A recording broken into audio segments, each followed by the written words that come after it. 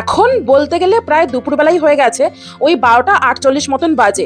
আজকে তেমন কোনো রান্নার দিকে ঝামেলায় যায়নি। ঘুম থেকে উঠতেও আজকে লেট হয়ে গিয়েছিল বলে সকালে আর আলাদা করে কিছু ব্রেকফাস্টও খাইনি। একেবারে ব্রেকফাস্ট আর দুপুরের লাঞ্চ একসাথে বানিয়ে নিচ্ছি। এখন চিড়ের পোলাও বানাচ্ছি। ঘরে কারি পাতা, বাদাম এইসব তো ছিলই, তাই ভাবলাম চিড়েও যখন আছে একেবারে এইসব দিয়ে একটু চিড়ের পোলাও বানিয়ে নিই। এই আইটেমটা তৈরি করা তো একদমই সহজ, তেমন বিশেষ কোনো ঝামেলাও নেই, চটজলদি হয়েও যায়, তাই জন্য এইটাকেই বেছে নিয়েছি।